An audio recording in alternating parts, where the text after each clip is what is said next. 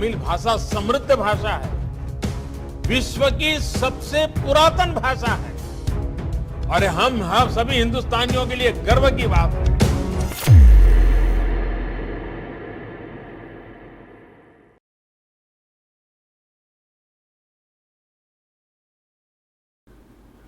அனைவருக்கும் அன்பு வணக்கம்.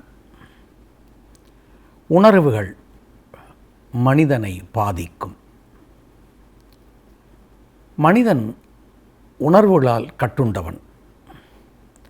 அந்த உணர்வுகள் உள்ளத்துக்குள் எழும்போது அதை வெளிப்படுத்துவதும் அவனுடைய இயல்பு. தொல்காப்பியர் மனிதன் 8 வகையான உணர்வுகளை வெளிப்படுத்தும் இயல்பை உடையவன் என்கிறார். நகையே, அழுகை, இளிவரல், மருட்கை, அச்சம், பெருமிதம், வெகுளி, உவகை என்று சொல்வார்கள். சமஸ்கிருதத்தில் சாந்தம் என்று சொல்லக்கூடிய ஓர் உணர்வையும் வெளிப்படுத்தலாம் என்று சொல்லி அவர்கள் நவரசம் என்று சொல்வார்கள். தொல்காப்பியரை பொறுத்த வரைக்கும் 8 வகையான சுவை. புன்னகை, அது நகை, சிரிக்கிறோம், நண்பர்களோடு அளவலாவுகிறோம், உறவினர்களோடு பேசுகிறோம், சில நகைச்சுவை துணுக்குகளை பார்க்கிறோம், சிரிக்கிறோம், அது நகை. இன்னொரு வகையான உணர்வு அழுகை. மற்றொன்று அருவருப்பு என்று சொல்லக்கூடிய இளிவரல். ஆச்சரியத்தை வெளிப்படுத்துவது தான் மருட்கை. அச்சம், பயம் என்று சொல்கிறோமே, அந்த அச்சம். பெருமிதம், ஒரு பாராட்டை பெறுகிற போது முகத்திலே தெரிகின்ற அந்த ஒரு ஒளி, ஒரு மகிழ்ச்சி அது வெளிப்படுத்தும், அது பெருமிதம். இன்னொன்று இருக்கிறது வெகுளி. வெகுளி என்பதற்கு இன்று வேறொரு பொருள், ஒன்றுமே தெரியாதவன் அப்படிங்கிற ஒரு பொருளில் இந்த வெகுளி என்கிற ஒரு சொல் ஆளப்படுகிறது. அவன் ரொம்ப வெகுளிங்க அப்படின்னு சொன்னாக்க எதுவுமே தெரியாதவன், ரொம்ப வெள்ளந்தியாக இருக்கிறான் அப்படிங்கிற ஒரு பொருளை தருகிறது. பழைய காலத்தில் அந்த வெகுளி என்கிற அந்த சொல்லுக்கு பொருள் கடும் கோபம், கோபத்தின் உச்சம் என்று கூட சொல்லலாம். இறுதியாக தொல்காப்பியர் சொல்வது பெரும் மகிழ்ச்சி தான் உவகை. 8 வகையான உணர்வுகள் நமக்கு தாக்குதல் ஏற்படுத்தும். அந்த தாக்குதலையும் நாம் வெளிப்படுத்தி விடுகிறோம் அந்தந்த சூழலுக்கு ஏற்ப. இது எல்லோரும் அறிந்த ஒன்றுதான். இதில் கவனிக்கப்பட வேண்டிய ஒன்று உண்டு. வெகுளி என்று சொல்லப்படுகின்ற உணர்வு. மீ கோபம் அல்லது மிகுதியான கோபம் என்று பொருள் வெகுளி. ஏன் அப்படின்னு சொன்னாக்க, இது நம்முடைய உடல்நிலையை பாதிக்கும் தன்மையை கொண்டது. எது என்று சொன்னால் வெகுளின்னு சொல்லக்கூடிய கோபம், சினம். வெகுளாமை என்ற ஒரு அதிகாரமே திருவள்ளுவர் எழுதியிருக்கிறார்.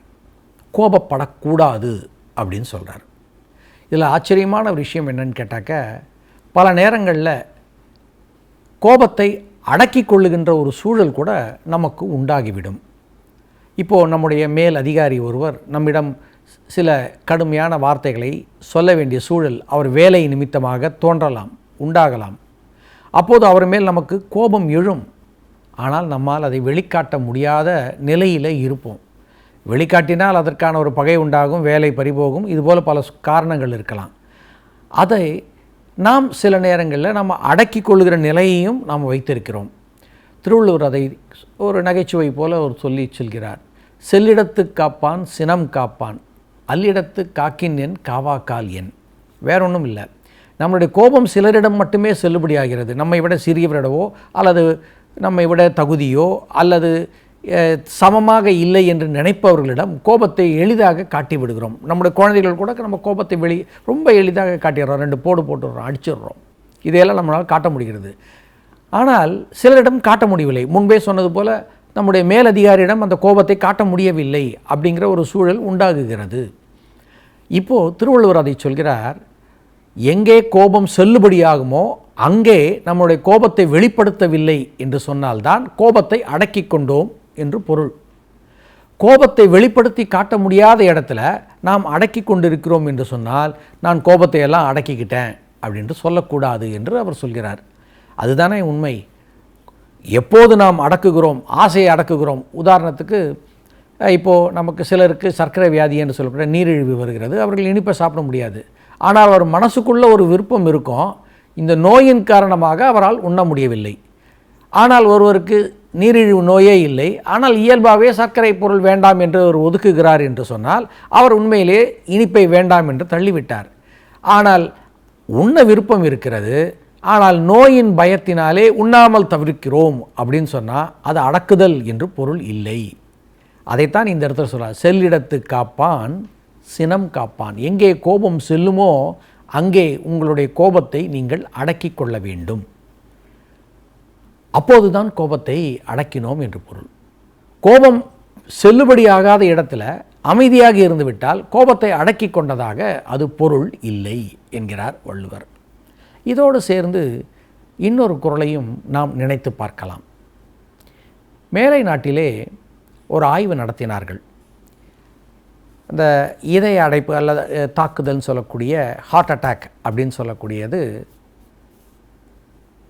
பலருக்கும் வரக்கூடிய ஒன்று தான். அப்படி வந்தவர்கள் சிலரை உடனடியாக மருத்துவமனையில் போய் சேர்க்கிறாங்க. மருத்துவ உதவினாலே அவர் பிழைத்து கொள்கிறார். அவ்வாறு யாரெல்லாம் இதுபோல் இந்த ஹார்ட் அட்டாக் வந்து அவர்கள் மருத்துவமனைக்கு சென்று அந்த ஹார்ட் அட்டாக்கிலிருந்து மீள்கிறார்களோ அவர்களை அவர்களுடைய அந்த ஹார்ட் அட்டாக் வருவதற்கான காரணம் என்ன என்று சொல்லி ஒரு விசாரணையை செய்து கொண்டிருக்கிறார்கள். கேள்வி பதில் போல கேட்டு அதற்கான செய்திகளை தொகுக்கிறார்கள்.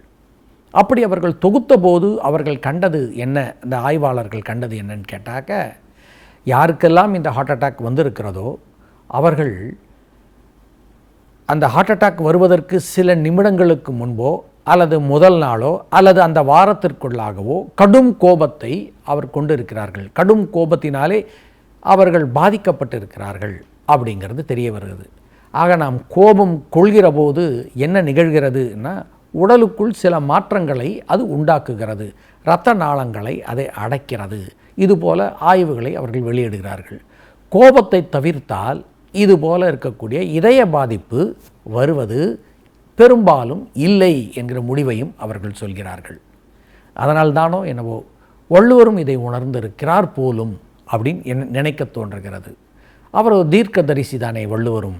அவர் சொல்கிறார், தன்னைத்தான் காக்கின் சினம் காக்க காவாக்கால் தன்னையே கொல்லும் சினம்.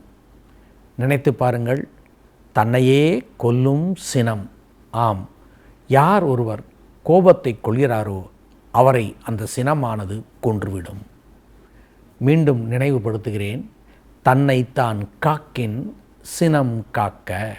உங்களை நீங்கள் காத்துக்கொள்ள வேண்டும் என்று சொன்னால் சினம் வராதபடியாக காத்துக்கொள்க.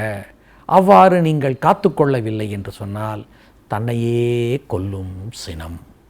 ஆக நோயிலிருந்து நாம் மீள்வதற்கும் இந்த சினத்தை கட்டுப்பாடாக வைத்திருப்பதும் கோபம் கொள்ளாமல் இருப்பதும் நம் உடலுக்கும் மனதுக்கும் அது நல்லதை வழங்கும் என்று வள்ளுவர் உணர்ந்து சொல்கிறார்.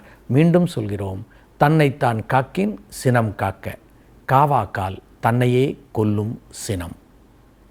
நன்றி. அன்பு வணக்கம்.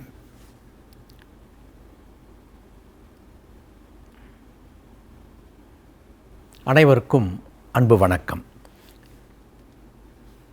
உலகில் அரிய செயல்களுள் ஒன்று துறவு. துறவு என்பதற்கு துறத்தல் என்று பொருள்.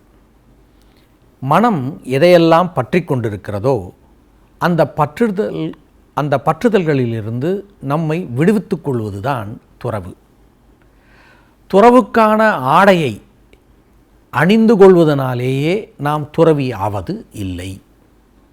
பற்றுக்களிலிருந்து விடுபடுவது தான் துறவு. நம்முடைய வாழ்க்கை இரண்டு வகை தான்.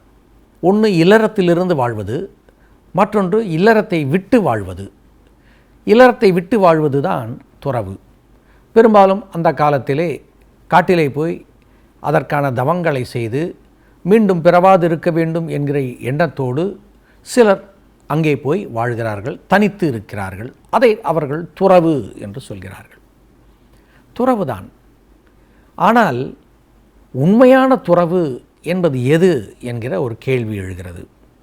துறவுக்கான ஆடையை அணிந்து கொண்டு துறவி போல் ஒரு காட்சியை தந்து கொண்டிருப்பவர் உண்மையிலேயே துறவியா? இது எல்லா காலத்திலும் இருக்கின்ற சிக்கல். இந்த காலத்திலும் பார்க்க முடியும். அவர்களை நாம் போலி துறவிகள் அப்படின்னு சொல்லலாம். எல்லா காலத்திலும் பார்க்கலாம், எல்லா நாடுகளிலும் பார்க்கலாம். இதற்கு நாடு, இனம், மொழி எதுவுமே வேறுபாடு இல்லை. துறவு என்பது எல்லோரிடமும் இருக்க வேண்டிய ஒன்று என்று பெரியவர்கள் சொல்வார்கள். ஆனால் எல்லாராலும் எல்லா பற்றுகளையும் துறந்துவிட்டு வாழ இயலாது. இது நிதர்சனமான உண்மை. இதை நாம் புரிந்து கொள்கிறோம். ஆக வாழ்க்கையை இல்லறம், துறவறம் என்று பிரித்துத்தான் நாம் வாழ்ந்து கொண்டிருக்கிறோம். ஆனால் மிகச்சிலர் என்ன செய்கிறார்கள் என்றால், உள்ளத்தால் அவர்கள் துறவாதவர்களாக இருக்கிறார்கள். ஆனால் புறக்கோலத்தால் துறவிகள் போலே அவர்கள் இருக்கிறார்கள். வள்ளுவர் காலத்திலும் இப்படிப்பட்டவர்கள் இருந்திருக்கிறார்கள். கூடா ஒழுக்கம் என்று சொல்லக்கூடிய ஒரு அதிகாரத்திலே இது போன்ற போலி துறவிகளை பற்றி வள்ளுவர் பேசியிருக்கிறார். அவருடைய காலத்திலும் இப்படிப்பட்டவர்கள் சிலர் இருந்திருக்க வேண்டும். அவர்களையும் நமக்கு அடையாளப்படுத்தி காட்டுகிறார். அப்படி என்றால் அந்த போலி துறவிகள் ஏன் அப்படி இருக்கிறார்கள் என்றால், அவர்களுக்கு ஏதேனும் சில காரியங்கள், வஞ்சித்து வாழ்கிறார்கள், மக்களை ஏமாற்றி வாழ்கிறார்கள் என்பதுதான் வள்ளுவருடைய கருத்து. அதனால் வன் நெஞ்சம் உடையவர் என்கிற சொல்லால் வன்கணார் என்ற வார்த்தையை பயன்படுத்தி வள்ளுவர் அத்தகையவர்களை சுட்டிக்காட்டுகிறார். அவர்கள் வஞ்சித்து வாழ்கிறார்கள், தங்களையும் வஞ்சித்துக் கொள்கிறார்கள். ஏனென்றால் உண்மையிலே அவர்களுக்கு உண்டான மோட்சம் கிடைக்கப் போவதில்லை. மக்களையும் வஞ்சிக்கிறார்கள், துறவிகள் போல் நடித்து ஏமாற்றுகிறார்கள். அதனாலே வள்ளுவர் அவர்களை கடிந்து சொல்கிறார். நெஞ்சின் துறவார். துறவு என்பது மனத்திலிருந்து எழ வேண்டிய ஒன்று. மனதிலே ஆசைகளை தேக்கி வைத்து கொண்டு ஆனால் வெளிக்கோலத்திலே ஒரு துறவி போல இருப்பது மிகப்பெரிய ஒரு கொடுமையான ஒரு செயல். அதனால் அவர் சொல்கிறார், நெஞ்சின் துறவார். மனதளவிலே அவர் துறவில்லை. துறந்தார் போல், எல்லாவற்றையும் துறந்தவர்கள் போல, பற்று அற்றவர்கள் போல நடிக்கிறார்கள். அவர்களை பற்றி சொல்கிறார், நெஞ்சின் துறவார். துறந்தார் போல் வஞ்சித்து வாழ்வாரின் வன்கணார் இல். அவர்களைப் போல வன்னெஞ்சம் கொண்டவர்கள் யாருமே இல்லை. வள்ளுவர் காலத்திலேயே இப்படிப்பட்டவர்கள் இருக்கிறார்கள், இப்போதும் இருப்பார்கள். அவர்களை நாம் தான் புரிந்து அடையாளம் கண்டுகொள்ள வேண்டும். அதையும் வள்ளுவர் சுட்டிக்காட்டுகிறார். எத்தனையோ விதைகள் உண்டு. திருக்குறளிலும் விதைகளை பற்றி பேசுகிறார். இந்த இடத்தில் அவர் பேசுகின்ற ஒரு விதை ஒன்று இருக்கிறது. அதற்கு குன்றிமணி அப்படின்னு பேர். இது பிள்ளையார் கண் அப்படின்னு சொல்லிட்டு இன்றெல்லாம் எல்லோரும் சாதாரணமாக சொல்லுகின்ற அந்த ஒரு மணிக்கு பேர் தான் குன்றிமணி. ஒரு காலத்தில் தங்கத்தை எடை போடுவதற்கு இந்த குன்றிமணியைத்தான் வைப்பார்கள். இன்றெல்லாம் 1 கிராம் 2 கிராம் 10 கிராம் என்றெல்லாம் எடை போடுகிறார்கள் அல்லவா? ஒரு காலத்தில் தங்கத்தை எடை போடுவதற்கு இந்த எடைக்கற்கள் கிராம் கணக்கிலே இல்லாத காலகட்டத்திலே குன்றிமணி அப்படின்னு சொல்லக்கூடிய அந்த மணியை ஒரு தட்டிலே வைப்பார்கள். அதற்கு நிறையாக தங்கத்தை வைப்பார்கள். இப்படித்தான் எடை போட்டு பார்ப்பார்கள். அந்த காலத்தில் எடை பார்ப்பதற்கு இந்த குன்றிமணி உதவியாக இருந்திருக்கிறது. அந்த மணியோடைய பேரே குன்றிமணி என்று பேர். பேச்சு வழக்கில் குந்துமணி அப்படின்ற சொல்கின்ற ஒரு வழக்கம் அந்த காலத்திலேயே இருந்திருக்கிறது. இந்த குன்றிமணி அது பார்ப்பதற்கு எப்படி இருக்கும் அப்படின்றது உங்களுக்கு சொல்லியாச்சு. பிள்ளையார் கண்ணுன்னு சொல்லியிருக்கேன். முழுவதும் இளம் சிவப்பாக இருக்கும். அதோடைய மூக்கு மட்டும் கருப்பாக இருக்கும். அதை பார்த்துருக்கிறோம். இந்த மணியை, இந்த குன்றிமணியை ஓர் ஓமையாக இந்த இடத்துல எடுத்து சொல்கிறார். இந்த துறவிகள், இந்த போலி துறவிகள் எப்படி இருக்கிறாங்கன்னா, இந்த குன்றிமணியை போல புறக்கோலம் எல்லாம் அந்த இளஞ்சிவப்பு ஆடையை அணிந்து கொள்வது அவர்கள் துறவி போல தெரிகிறாங்க. ஆனால் அவர்களுடைய இதயம் எப்படி இருக்குன்னு கேட்டாக்க கருத்து இருக்கிறது. எப்படி குன்றிமணியுடைய வெளிப்புறம் முழுவதும் இளஞ்சிவப்பாகவும் அதோடைய முனை, மூக்கு முனை மட்டும் கருப்பாகவும் இருக்கிறதோ அதை போல அது போன்ற ஒரு துவர் ஆடையை அணிந்து கொண்டு இருக்கிறார்கள் துறவிகள் போல. ஆனால் அவர்களுடைய மனதோ கருப்பாக இருக்கிறது. இத்தகையவர்கள் உலகில் இருக்கிறார்கள், எச்சரிக்கையாக இருங்கள் என்று காட்டுவதற்கு இந்த குறளை அவர் சொல்கிறார். புறம் குன்றி கண்டனையரேனும் அகம் குன்றி மூக்கிற்கரியார் உடைத்து என்பது அந்த குறள். குன்றுதல் என்பதற்கு குறைதல்னு ஒரு பொருள் இருக்குது, சிறியது என்ற ஒரு பொருள் இருக்குது. சிறிய மலையை நாம் குன்று என்று சொல்கிறோம். இந்த இடத்துல அந்த இரண்டு சொல்லையும் அழகாக கையாள்கிறார். புறம் குன்றி, புறம் எல்லாம் தோற்றம் மட்டும் குன்றிமணியைப் போல அது இருக்கிறது. புறம் குன்றி கண்டனையரேறும், பார்த்தால் அப்படித்தான் இருப்பார்கள் துறவிகள் போல.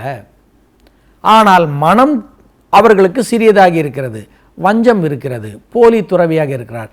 அகம் குன்றி மூக்கிற்கரியார் உடைத்து, அகமானது கருத்து இருக்கிறது, மூக்கு குன்றிமணியின் மூக்கு கருப்பாக இருப்பது போல அகம் கருத்து சிறுத்து குறைந்து கருப்புடையதாக இருக்கிறது, வஞ்சம் நிறைந்து இருக்கிறது என்று அந்த ஒரு காட்சியை நமக்கு காட்டுகிறார் வள்ளுவர். ஆக துறவு என்பதற்கு முழுவதும் துறந்த நிலை, பற்று அற்ற நிலை, அதுதான் துறவே தவிர தோற்றத்தால் துறவி நாம் ஆகிவிட முடியாது. தோற்றத்திலே துறவி போல இருக்கலாமே தவிர உண்மையான துறவிகளாக இருக்க முடியாது என்பது வள்ளுவருடைய கருத்து. அப்படி வெறும் தோற்றத்தில் இருப்பவர்களை வஞ்சர் என்ற சொல்லார் வள்ளுவர் அழைக்கிறார். நாம் உண்மையான துறவை நோக்கி நாம் செல்ல வேண்டுமென்றால் உண்மையான துறவிகளை கண்டு அறிந்து அவர்களுடைய அருளையும் பெற்றுத்தான் வாழ வேண்டுமே தவிர போலியான துறவிகளிடமிருந்து நம்மை நாம் காத்துக்கொள்ள வேண்டும், எச்சரிக்கையாக இருக்க வேண்டும் என்பதற்காக இந்த குறளை அவர் காட்டுகிறார். அதனால்தான் மனத்தது மாசாக மாண்டார் நீராடி, மாந்தர் மறைந்தே வாழக்கூடியவர்கள் இருக்கிறார்கள் என்று அவர் சொல்கிறார். அதனால் நாம் எச்சரிக்கையாக இருப்போம், நம்மை நாம் காத்துக்கொள்வோம் என்பதற்கு வள்ளுவர் காட்டும் நல்ல குறள் இது. மீண்டும் சொல்கிறேன், புறம் குன்றி கண்டனையரேறும் அகம் குன்றி மூக்கிற்கரியார் உடைத்து என்கிறார். உண்மையான பற்றை நாம் எப்படி கையாள்கிறோம் என்பதை பொறுத்துத்தான் இல்லறத்தில் வாழ்கிறோமா துறவரத்தில் இருக்கிறோமா என்பதை நாம் முடிவு செய்ய வேண்டும். இல்லறத்தில் இருந்தாலும் நல்ல நிலை நமக்கு உண்டாகும், இறையருள் உண்டாகும் என்பதற்கு வையத்துள் வாழ்வாங்கு வாழ்பவன் வானுரையும் தெய்வத்துள் வைக்கப்படும் என்று இல்வாழ்க்கை அதிகாரத்தில் 50வது குறளாக வள்ளுவர் சொல்வதால் இல்லறத்தில் இருந்தாலும் ஒழுக்கத்தோடு வாழ்ந்தால் நல்ல நிலை கிடைக்கும். போலி துறவியாக திரிய வேண்டாம் என்பது அவருடைய ஆழ் மனசிலை எழுந்த குறட்பா இது. மீண்டும் பேசுவோம். நன்றி, வணக்கம். அனைவருக்கும் அன்பு வணக்கம். எழுத்துக்கள் சேர்ந்து சொற்களாகின்றன. அந்த சொற்களை பொருளோடு பேசுகிறோம், மொழியாகிறது. இந்த மொழி எப்படி உருவானாலும் சரி, அவற்றுக்கு பின்புலமாக எழுத்துக்கள் இருக்கின்றன. அதனால்தான் தொல்காப்பியர் கூட எழுத்து இலக்கணம் என்ற ஒரு பகுதியிலிருந்தே தான் தம்முடைய இலக்கணத்தை அவர் தொடங்குகிறார். இந்த எழுத்துக்களை நாம் உச்சரிக்கிறோம்.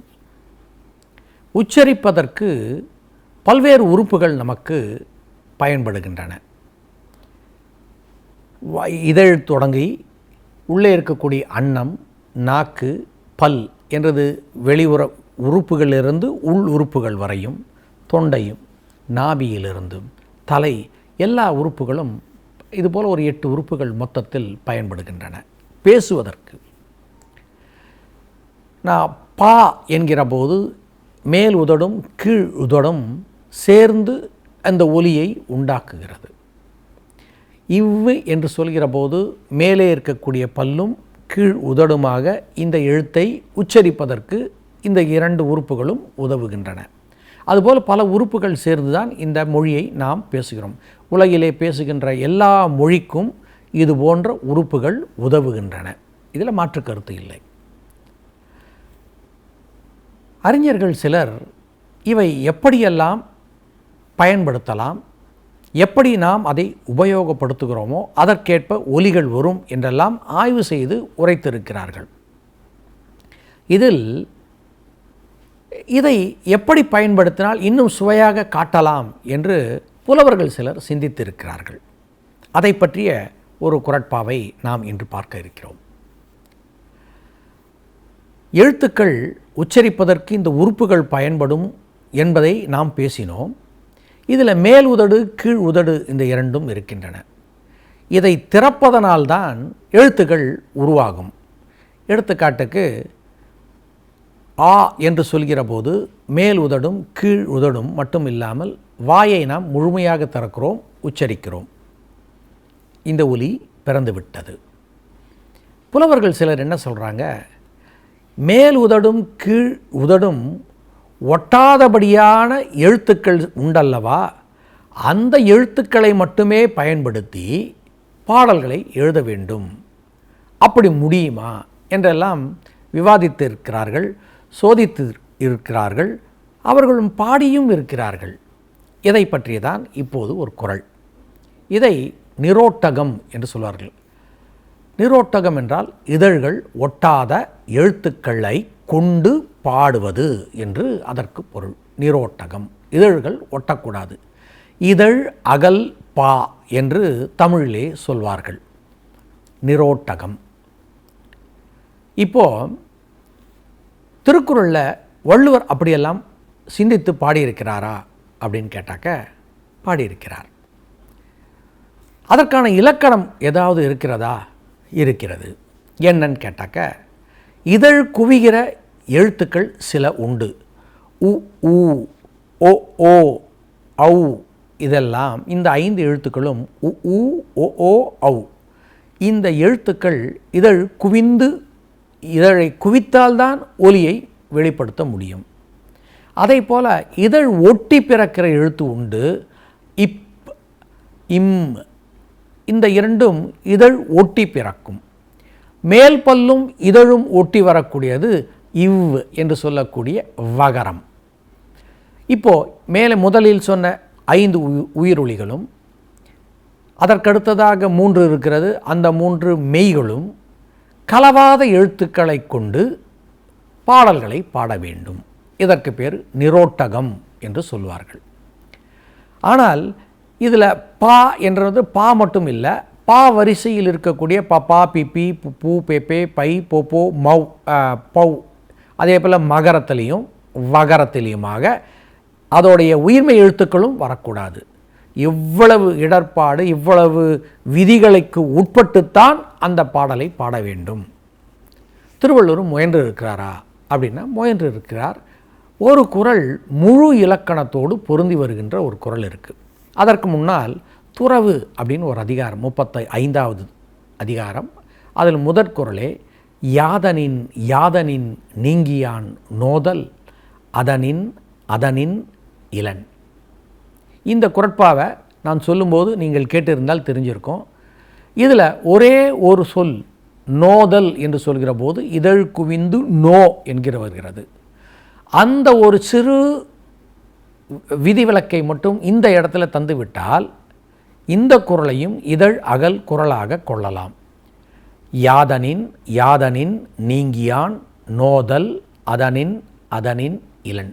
பொருள் எந்தெந்த பற்றுகளிலிருந்து எந்தெந்த விருப்பம் எதன் மேலெல்லாம் நாம் விருப்பம் வைத்திருக்கிறோமோ அதிலிருந்து நாம் விலகிவிட்டால் அதனால் நமக்கு துன்பம் வருவதில்லை.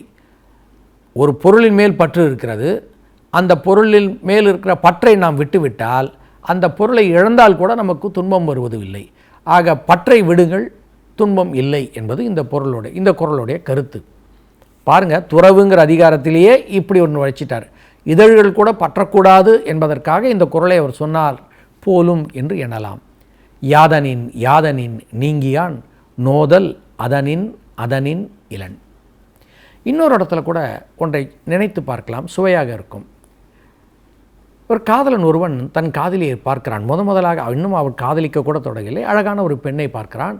அவன் அவளை பார்த்தவுடன் வாயை பிளந்து பார்ப்பது போல இந்த ஒரு குறளை வைத்து விட்டார். அதில் அந்த குறள் கூட உதடுகள் ஒட்டாதபடியாக அமைத்திருக்கிறார். நோக்கினான் நோக்கெதிர் நோக்குதல் தாக்கணங்கு தானை கொண்டன்னதுடைத்து. இதில் உ ஓங்கிற எழுத்து மட்டும் வருது. முன்பே சொன்னது போல் விதிவிலக்கு என்று வைத்து கொண்டால் இந்த குறளை நாம் சொல்லி பார்க்கலாம். ஆனால் ஒரே ஒரு குறட்பா முழுவதுமாக இதழ்கள் ஒட்டாதபடியாக அமைத்திருக்கிறார். எய்தற்கரியது ஏய்ந்தக்கால் அந்நிலையே செய்தற்கரியது செயல். மீண்டும் சொல்கிறேன், நீங்கள் கூர்ந்து கவனித்தால் தெரியும், இதழ்கள் இரண்டும் ஒட்டுவதில்லை. எய்தற்கரியது ஏய்ந்தக்கால் அந்நிலையே செய்தற்கரியது செயல். இந்த குறட்பா இதழ் ஒட்டாதபடியாக அமைத்திருக்கிறார். இது காலம் அறிந்து செயல்பட வேண்டும் என்கிற அதிகாரத்திலே வந்திருக்கிற ஒரு குறள். இது அரசனுக்காக சொல்லப்பட்டது. நமக்கும் அதை பொருத்தமாக எடுத்துக்கொள்ளலாம். பகைவனை வெல்வது அரசனுடைய கடமையாக இருக்கிறது, வென்றுத்தான் ஆக வேண்டும். ஆனால் அதற்கென்று சில காலம் உண்டு. அந்த காலம் அடைவதற்கு எது சரியான தருணமோ அந்த தருணத்தை எதிர்நோக்கி அரசன் காத்திருக்க வேண்டும். எய்துவதற்கு அரிய அந்த செயல், அதற்கான காலம் வருகிற வரை காத்திரு, வந்த பிறகு தாக்கி வென்றுவிடு. இதுதான் இந்த குறளுடைய சுருக்கமான பொருளுரை. எய்தற்கரியது இயைந்த கால், நாம் அடைய வேண்டிய ஒன்றை அடைவதற்கான உரிய காலம் வருமே, ஆனால் எய்தற்கரியது இயைந்த கால், அந்நிலையே, அதே நேரத்திலேயே, அந்த சூழலிலேயே, அந்நிலையே செய்தற்கு அரிய செயல், செய்வதற்கரிய அந்த செயலை செய்துவிடு. இதுதான் இந்த குறளுடைய குறள். ஆக வள்ளுவர் வார்த்தை விளையாட்டுகளும் தம்முடைய குறட்பாக்களிலே காட்டியிருக்கிறார் என்பதற்கு இந்த குறளை நல்ல ஒரு சான்றாக எடுத்துச் சொல்லலாம். மீண்டும் சந்திப்போம், சிந்திப்போம். வணக்கம். அனைவருக்கும் அன்பு வணக்கம். வள்ளுவத்தை சிந்திப்போம், அவர் வழி நடக்க முயல்வோம். எல்லோருக்கும் வேண்டிய குறட்பா ஒன்று இருக்கிறது, நாம் நினைத்து பார்க்க வேண்டும். இன்றைய வாழ்க்கை முறை வேறு, பழங்காலத்து வாழ்க்கை முறை வேறு. பெரும்பாலும் உறவினர்கள் ஒரே வீட்டில் வசிக்கின்ற ஒரு காலம் இருந்தது. ஒருவருக்கு 4-5 மகன்கள் இருக்கிறார் என்று சொன்னார், மொத்த குடும்பமும் அவர்கள் மகன்களுக்கு திருமணமான பிறகும் சேர்ந்தும் ஒரே குடும்பத்தில் ஒரே வீட்டில் வாழ்கிற நிலையும் ஒரு காலத்தில் இருந்தது. கூட்டு குடும்பம் என்று சொல்வார்கள். தற்காலத்தில் அந்த கூட்டு குடும்ப வாழ்க்கை முறையானது வேறு வகையிலே போய்கொண்டிருக்கிறது. ஆனால் வள்ளுவர் காலத்தில் கூட இந்த குடும்ப உறவுகள், உறவு சிக்கல்கள் இருந்திருக்கிறது. ஏன்னால் எல்லோருமே மனிதர்கள் தானே. அதனாலே அவர் சுற்றம் தழால் என்று ஓர் அதிகாரம் எழுத வேண்டிய நிலைக்கு அவருக்கு உருவானது. அரசர்க்கு என்று பார்க்கின்ற போது அரசன் அண்டை தேசத்து அரசர்களோடு கூட உறவு முறை வைத்து கொள்ள வேண்டும். தனக்கு ஏற்ற நல்ல நண்பர்களை, சுற்றத்தாரை அவன் அமைத்து கொள்ள வேண்டும் என்ற பொருளிலும் இந்த அதிகாரத்தின் பொருளை நாம் எடுத்துக்கொள்ளலாம். சுற்றத்தார் இருந்தால் நமக்கு ஒரு பெரும் பலம்தான். நம்முடைய ஆபத்து காலத்தில் அல்லது நமக்கு தேவையான காலத்தில் உற்ற துணையாக அந்த உறவினர்கள், சுற்றத்தார் கண்டிப்பாக இருப்பார்கள். சுற்றத்தாரை தவிர்த்தல் என்பது நமக்கு ஒரு பெரும் கேடாக கூட முடியும். எந்தெந்த நிலையிலெல்லாம் இந்த சுற்றத்தார் நம்மை விட்டு விலகிச் செல்வதற்கு வாய்ப்பு இருக்கிறது என்று சொன்னால், நாம் நடந்து கொள்கிற முறையினாலே சுற்றத்தார் நம்மை வெறுக்கிற நிலை கூட வரலாம். அதில் முக்கியமானது ஒன்று வெகுளி என்று சொல்லக்கூடிய கோபம். இந்த கோபத்தினாலே நாம் உறவினர்களை இழக்கிறோம்.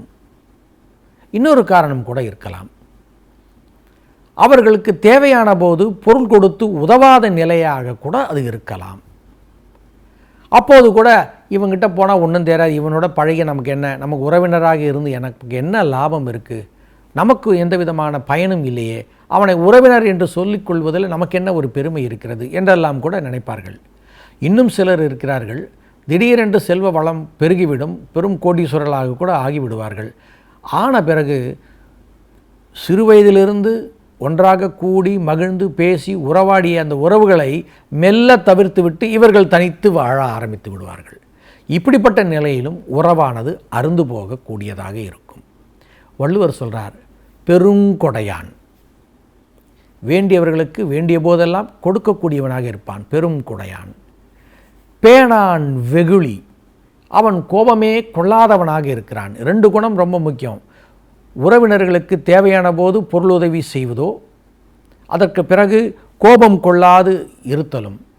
அப்படி ஒருவன் இருப்பானே ஆனால் அவனின் மருங்குடையார் மாநிலத்தில் இல். இந்த பெரு உலகத்தில் அவனை போல சுற்றத்தார் நெருங்கியவர்களாக நல்ல பக்க பலமாக கொண்டவர்கள் இந்த உலகத்தில் யாரும் இருக்க மாட்டார்கள் என்கிறார் அவர். பெருங்கொடையான் பேணான் வெகுளி, வெகுளியை கொள்வதே இல்லை, கோபம் கொள்வதில்லை. அவனை விட மருங்குடையார், அவனுக்கு இணையான உறவினர்கள், உற்றார் உணவர்கள் உலகத்தில் வேறு யாருக்கு இருக்க முடியும்? நல்ல துணை, பக்க துணை யாராக இருக்க முடியும் என்று இந்த குறட்பாவிலே சொல்கிறார் அவர். வேறொரு இடத்துல அதே போல அவர் சொல்லுவார், காக்கை எப்படி ஒரு உணவு கிடைத்த பிறகு மற்ற காக்கைகளை அழைத்து உணவு உண்கிறதோ, அதை போல நாமும் நம்முடைய உறவினர்களோடு நம்முடைய செல்வத்தையும் பகிர்ந்து கொள்ள வேண்டும் என்று ஓரிடத்தில் சொல்வார். உறவினர்கள் நமக்கு பக்க பலம், நல்ல பலம் உடையவர்கள், நமக்கு நல்ல உற்ற துணையாக இருப்பார்கள் என்பதை உணர்ந்து உறவினர்களை அழைத்து உறவினர்களை அணைத்து செல்ல வேண்டும் என்பது வள்ளுவருடைய ஆழ் மனசின் வேட்கை என்று சொல்லலாம். இது 53வது அதிகாரம்தான் சுற்றம் தழால். வள்ளுவர் 10 குறட்பாக்களிலே சொல்கிறார். வேறொரு இடத்துல நருந்தொகை அப்படின்னு ஒரு நூல் ஒன்று இருக்குது. அந்த சொல்லுவாங்க, செல்வர்க்கழகு செழும் கிளை தாங்குதல். யாரெல்லாம் செல்வராக இருக்கிறார்களோ அந்த செல்வந்தர்கள் என்ன செய்யணும் அப்படின்னு கேட்டாக்க, தங்களுடைய சுற்றத்தாரை காக்க வேண்டும், அவர்களை தாங்கிக் கொள்ள வேண்டும் என்று 4 சொற்களிலே சொல்கிறார். ஆனால் ஔவை அதற்கு மேலாக ஞபோல் வளை என்று 2 சொற்களில் சொல்லிவிடுகிறார். தமிழில் ங என்கிற ஒரு எழுத்து இருக்கிறது. அங்கே என்கிற போது இங்கு என்கிற ஒரு எழுத்து வரும். இங்கே தங்கை என்றெல்லாம் சொல்லும்போது இங்கு என்கிற ஒரு எழுத்து வருகிறதை பார்க்கிறோம். தமிழில் இந்த இங்கு அப்படிங்கிற ஒரு எழுத்து இருக்கிறது. க ங என்று சொல்கிற போது அந்த வருகிறது இங்கு. இந்த இங்கு உயிரெழுத்துக்களோடு சேர்கிற போது ங ங ஞி ஞீன் ஙௌ வரைக்கும் 12 எழுத்துக்கள் அதற்கும் உண்டு. இங்கு என்பது மெய்யெழுத்து, அதோட உயிர்மெய்யோடு சேர்கிற போது ககரத்தோடைய உயிர்மெய் எழுத்து மொத்தம் 12. இப்போது தமிழில் இந்த இங்குங்கிற எழுத்தை நாம் பயன்படுத்துகிறோம். ஆனால் ங ங ஞி ஞி ஞு ஞு ஞே ஞே ஞை ஞோ ஞோ ஞௌ இந்த 12 எழுத்தையும் நாம் பயன்படுத்துவது இல்லை. பயன்படுத்தப்படாத எழுத்துக்கள் தமிழில் இந்த 12 எழுத்துக்களும். அங்கனம் அப்படிங்கிற ஒரு சொல்லில் ஞனம் வந்தாலும் கூட வழக்கிலேயே இன்று இல்லை. அதனால் அந்த சொல் இருப்பதாக நினைக்க வேண்டாம். மற்றபடி அந்த எழுத்து நமக்கு வேறு எந்த இடத்திலுமே பயன்பாடு இல்லை என்பதனால் இந்த 12 எழுத்துக்களுமே இன்றும் பேச்சு வழக்கிலும் இல்லை, எழுத்து வழக்கிலும் இல்லாததாக இந்த 12 எழுத்து இருக்குது. இந்த 12 எழுத்தும் சேர்ந்து தான் தமிழில் இருக்கக்கூடிய எழுத்துக்களுடைய எண்ணிக்கை 247. நினைத்து பாருங்கள், 247 எழுத்து தமிழில் இருக்குது அப்படின்னு நம்ம பெருமையாக சொல்கிறோம். அந்த 247 எழுத்தில் இந்த 12 எழுத்துக்களும் அடக்கம். ஆனால் அந்த எழுத்துக்களை நாம் பயன்படுத்துவதில்லை. பயனில்லாத எழுத்துக்களாக அவை இருக்கின்றன. மொழியிலே அது பயனே இல்லை அந்த எழுத்துக்கள். ஆனாலும் மொழிக்குள்ளே அவை இருக்கின்றன. பயனில்லாமல் இருந்தால் கூட மொழிக்குள்ளே வாழும்படியாக செய்திருக்கிற ஓர் எழுத்து தான் இங்கு என்று சொல்லக்கூடிய அந்த மெய்யெழுத்து. அதை போலத்தான் நம்மை சேர்ந்தவர்கள் நமக்கு பெரிய அளவில் ஆதாயம் தரக்கூடியவர்களாக இல்லாமல் இருந்தாலும் கூட நாம் அவர்களை விட்டுவிடக்கூடாது. அவர்களை அரவணைத்து நாம் வாழ வேண்டும் என்ற ஒரு பொருள் தரும்படியாக ஞபோல் வளை என்று ஔவையார் சொல்லியிருக்கிறார். ஆக காலந்தோறும் அறிஞர்கள், வள்ளுவர் தொடங்கி பின்னாடி வந்திருக்கின்ற பெரும் அறிஞர்கள் வரை புலவர்கள் எல்லோரும் சேர்ந்து வலியுறுத்தி சொல்வது, உறவினர்கள் நமக்கு தேவை, அவர்களை அரவணைத்து வாழ வேண்டும். அப்படி வாழ்கிற போது நம்முடைய வாழ்க்கை வளம் பெறும், நமக்கும் நல்ல துணையாக அவர்கள் இருப்பார்கள் என்று சொல்கிறார்கள். ஆக உறவை பேணுவோம், சுற்றத்தாரோடு மகிழ்ந்து வாழ்வோம். நன்றி, வணக்கம்.